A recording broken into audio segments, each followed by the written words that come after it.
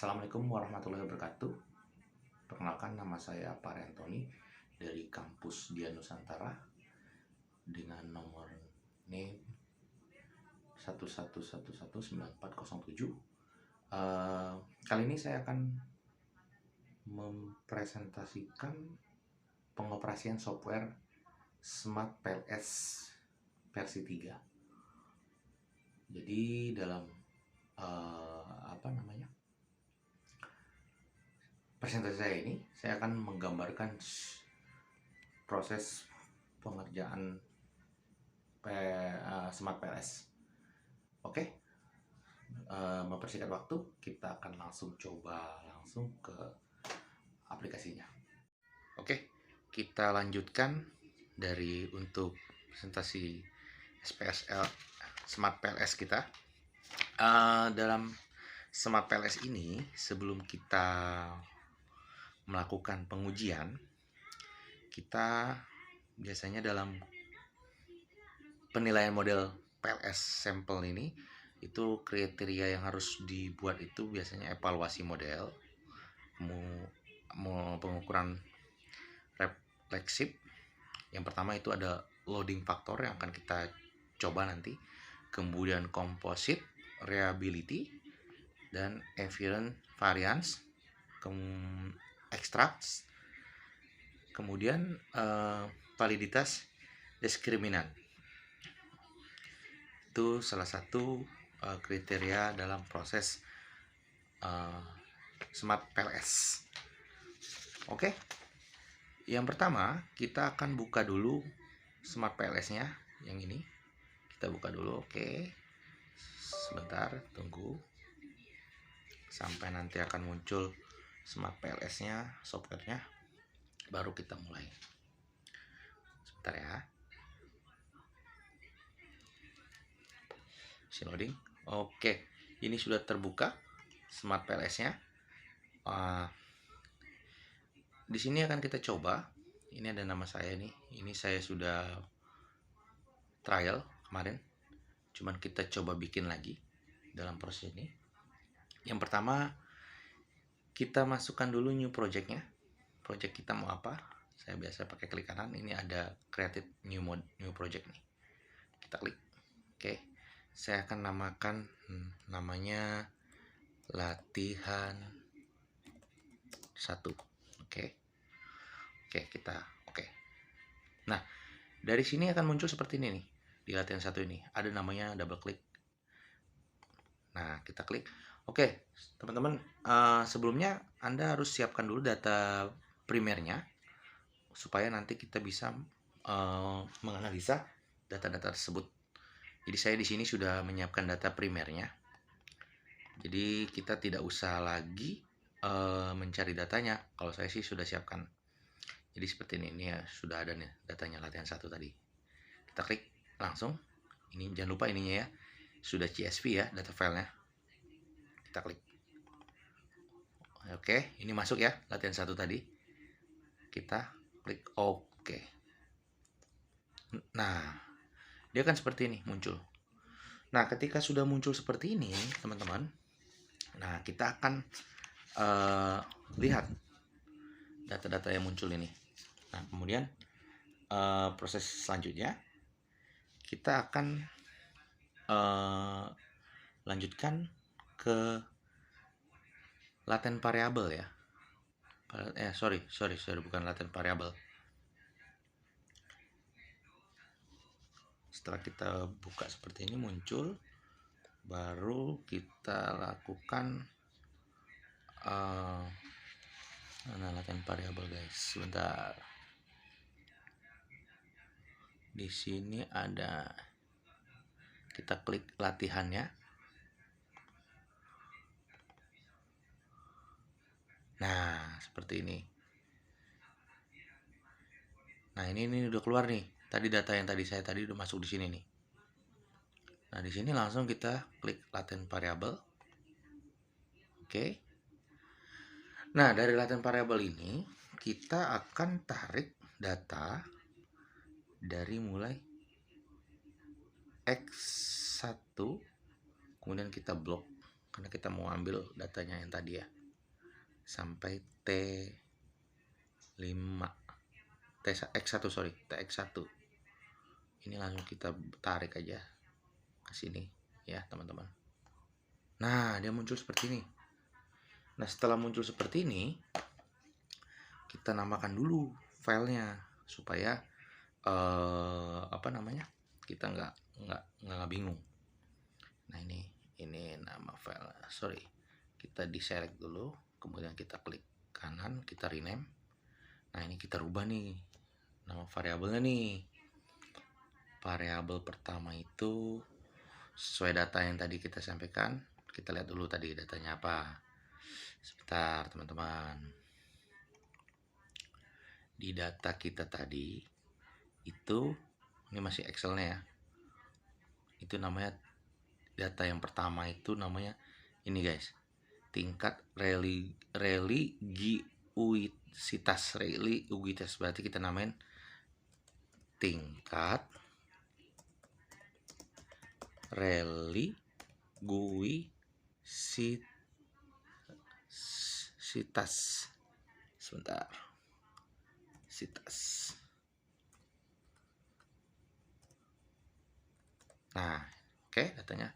Setelah ini sudah masuk tingkat religiusitas, kita klik OK ya, sudah semua. Nah, ini berubah guys. Tadi kan kita klik tadi tingkat religiusitas.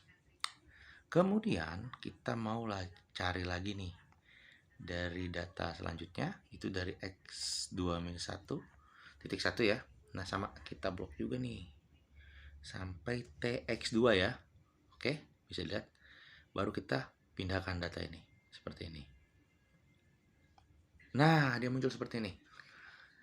Jangan lupa sama kita rubah seperti yang tadi, rename-nya. Kita klik rename. Tadi namanya, kalau yang pertama religiusitas, kalau yang kedua kita cek lagi apa nih, motivasi. Oke, berarti namanya, kenapa tadi saya bilang dari motivasi, karena dari X21 ya. Oke, motivasi, kita tambahkan motivasi. Mana motivasi? Sebentar, motivasi. Oke, setelah muncul seperti ini sudah biru semua, ini datanya valid. Kita mau coba uji kualitas, ya kan? Uji kualitas itu pertama kita coba calculate-nya dulu nih. Kita klik calculate nih. Oke, kita klik. Nah, di sini akan kita coba PLS algorithm nih. Kita klik. Nah, ini akan muncul seperti ini dalam monitor kita. Ini kita start aja ya, start calculation, ini yang bawah nih, start calculation. Biarin kita tunggu. Oke, dia akan muncul seperti ini setelah kita klik start calculation ya. Gambarnya akan seperti ini teman-teman. Nah, dari data ini kita bisa melakukan pengecekannya. Ini ada final result hasilnya, ada quality criteria, ada interim result, ada base datanya, data yang tadi. Nah, ini kita lihat nih datanya nih, dia akan berubah nih. Nah, ini yang tadi kita blok tadi nih, indirect juga sama, nah ini variabelnya, total effect-nya ada semua, outer loading juga ada, square-nya juga tuh. R square-nya kita lihat, itu ada. Nah, ini di bawah 0,7 kalau nggak salah. Ini oke ya. Sama tuh. Ini juga oke nih lingkungan kerjanya. Oke, kita coba yang part ini ya. Part ini kita klik. Kita mau coba lihat part ini. Kita mau buka data parts-nya. Kita klik parts ini. Kemudian kita ekspor ke Excel. Dia akan kita ekspor nih. Kita mau lihat nih datanya nih. Karena tadi latihan 1, saya akan rubah jadi latihan 2 seperti ini. Saya akan simpan filenya di mana ya? Di sini aja nih, di primer ya. Biarin dia ekspor dulu. Jadi kita coba uji nih ya, path coefficient ya.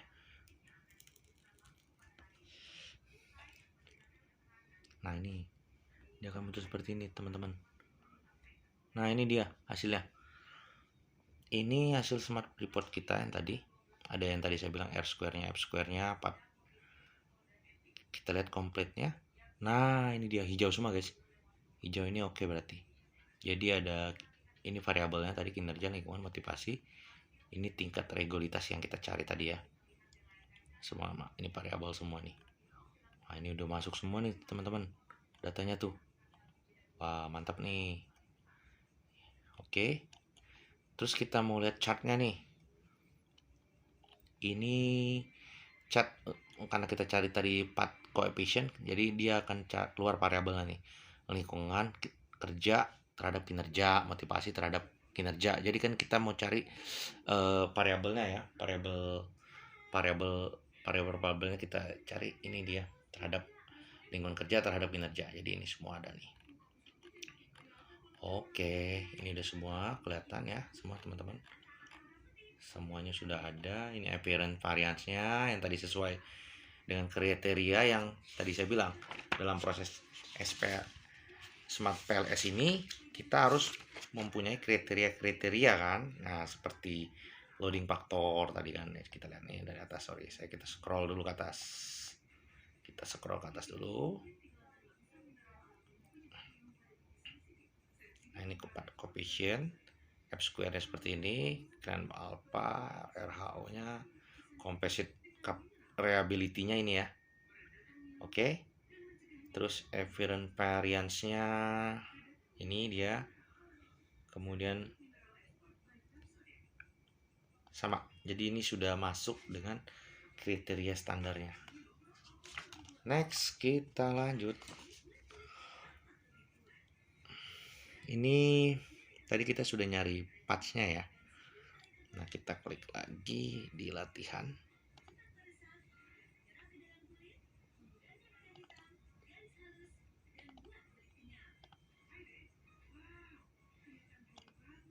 Nah, ini yang tadi.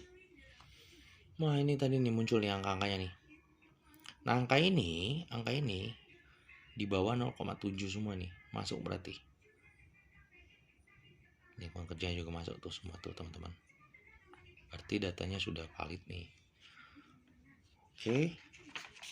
Berarti dapat disimpulkan variabel memiliki korelasi tinggi pada dirinya sendiri dibandingkan dengan korelasi pada variabel lain. Ini kita lihat datanya seperti ini. Ini setelah kita calculation ya.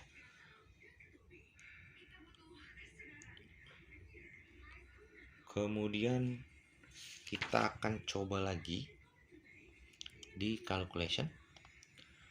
Tadi kita coba PLS algorithm ya. Sekarang kita bootstrapping. Ini kita coba data ini nih.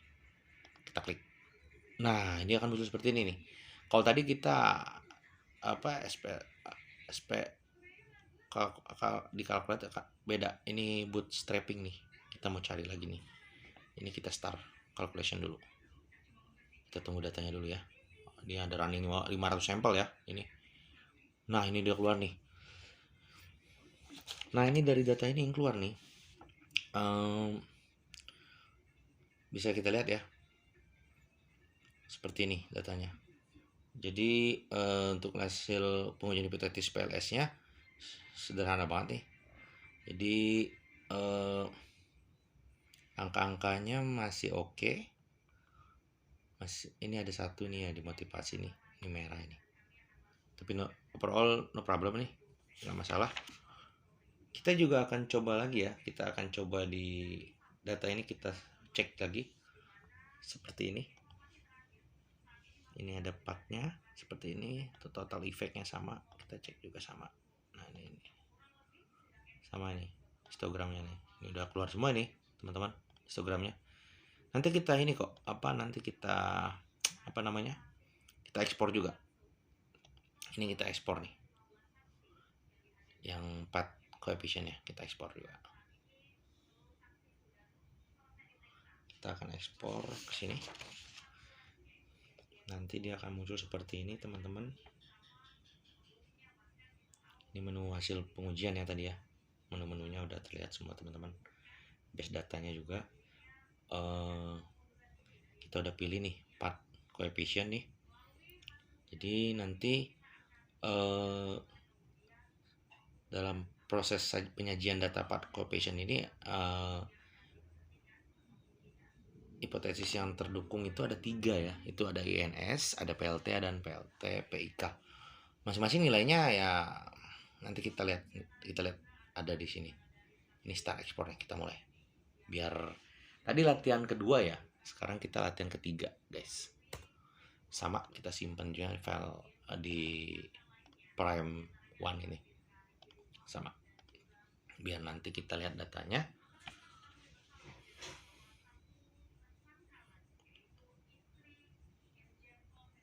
R square. Wah, ini dia teman-teman. Udah keluar datanya nih. Sama ini menunya tadi ya, menu-menu hasil dari pengujian kita ini. Terus kita lihat complete datanya. Nah, ini dia. Ini muncul ya. Jadi sesuai dengan yang kita inginkan. Dia akan muncul semua itu. Dari sampelnya juga ada semua lengkap. Berarti data sampel kita tadi ada 500. Kita lihat sama nggak 500 nih yang keluar muncul datanya. Kita coba buktikan dalam pengujian ini. Dari 500 sampel ini. Oh iya, betul. Benar, 499. Oke lah, mendekati lah. Oke, ini semua udah keluar semua datanya. Kita lihat chartnya nih. Nah, ini dia. Ini variabelnya lingkungan kerja terhadap kinerja. Ini variabel nih. Nah, ini path coefficient-nya. Ini kita bisa lihat semua. Kemudian motivasi terhadap kinerja, tingkat religiusitas juga terhadap kinerja, lingkungan kerja terhadap kinerja. Ini ada semua nih. Motivasinya juga ada semua. Jadi secara keseluruhan kita lihat datanya ya. Di sini nih datanya. Ini ininya ya, menu-menu hasil pengujian kita tadi. Ini kita bisa lihat data-datanya nih. Nah, ini. Jadi secara keseluruhan proses analisa kita ini dalam menyimpulkan data, kalau lebih dari 0,5 atau 5%, maka artinya variabel independen tidak memiliki pengaruh terhadap variabel. Tapi karena kita lihat ini hampir di atas 0,05, berarti berpengaruh nih. Originalnya ini sampel tandanya nih. Di bawah. Nilainya nih, value-nya. Ini di bawah. Kecuali yang ini ya. Kecuali yang ini. Merah. Dia berarti tidak berpengaruh. Lainnya berpengaruh nih. 0,01, 0,00 itu berpengaruh semua. Jadi kesimpulannya seperti itu. Kemudian kita coba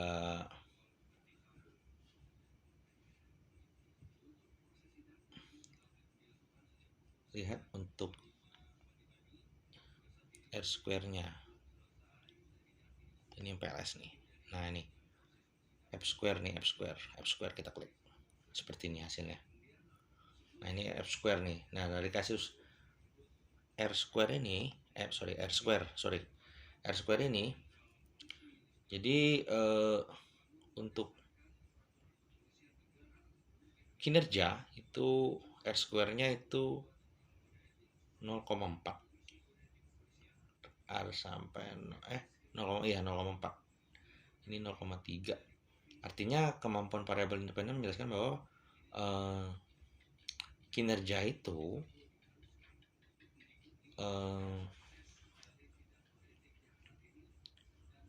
masih oke ya, masih oke nih kinerjanya. Nah, ini kita lihat datanya di bawah 0,05 nih ya, R square ini. Standarnya tadi 0,5, sama aja 5% lah. Itu yang standar. Oke.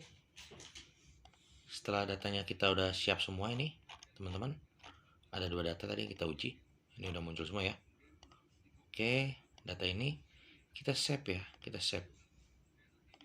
sama ini juga, ini kita save file, kita simpan ya.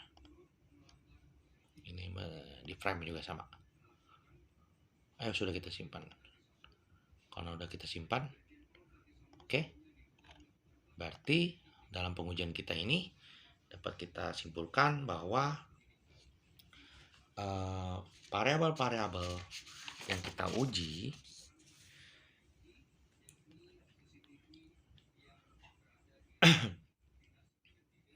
secara keseluruhan, artinya memiliki pengaruh terhadap variabel dependen, walaupun hasil koefisiennya memang ada yang beberapa tidak muncul sih, tapi overall semuanya berpengaruh, yang memiliki pengaruh sih. Ada satu doang sih tadi yang nggak berpengaruh tuh. Oke, dari saya terima kasih. Assalamualaikum warahmatullahi wabarakatuh.